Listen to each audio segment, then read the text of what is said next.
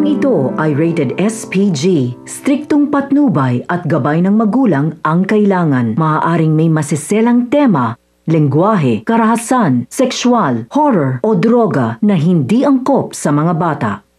Isinakatuparan na nga ni Rigor ang kanyang masamang balak kay Marites. Nagpunta si Rigor sa mansyon ng mga Montenegro at inaabangan niya ang paglabas ni Marites sa mansyon. At nang makita ni Rigor si Marites, agad siyang humanap ng paraan para makapasok sa loob ng mansyon. Kaya naman naiisahan nga ni Rigor ang mga gwardya sa mansyon. Nakapasok nga si Rigor at nang makita siya ni Marites, nanginginig sa takot si Marites. Nagmamadaling tumakbo si Marites sa taas ng mansyon upang magtago sa kwarto. Pero huli na dahil naaabutan na siya ni Rigor. Galit na galit si Rigor at paulit-ulit niyang tinanong si Marites kung bakit siya nito iniwan at bakit raw nagawa ni Marites na sumama kay Ramon. Dahil sa matinding pagsiselos ni Rigor, hindi na niya napigilan ang kanyang galit.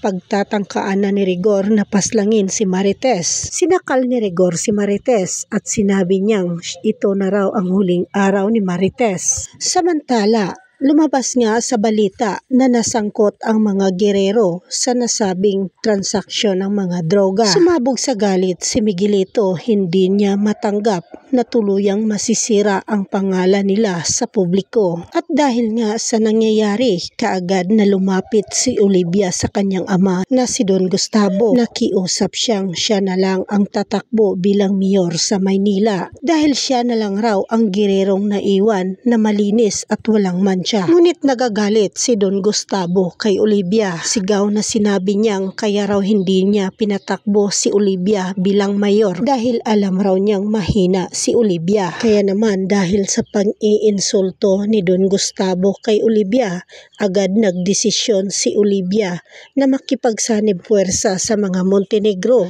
Nagpunta nga si Olivia sa mansyon ng mga Montenegro, bagay na sobrang ikinagugulat ng mga Montenegro. Hindi nila inaasahan ang biglaang pagbisita ni Olivia sa kanilang mansyon. Mabilis na binunot nila Tanggol at Ramon ang kanilang baril at itinutok kay Olivia. Sabay tanong kung ano ang ginawa ni Olivia sa kanilang mansyon. Kaya naman hindi na nagdadalawang isip na sabihin ni Olivia sa mga Montenegro ang kanyang pakay doon. Agad niyang sinabi sa kanila na makipag-alyansa na siya sa mga Montenegro. Ayon sa kanya na magtutulungan raw sila para pabagsakin ang mga gerero. Sinabi niya sa kanila Ramon na patatakbuhin raw si Tanggol bilang vice mayor sa Maynila at siya raw ang magiging mayor.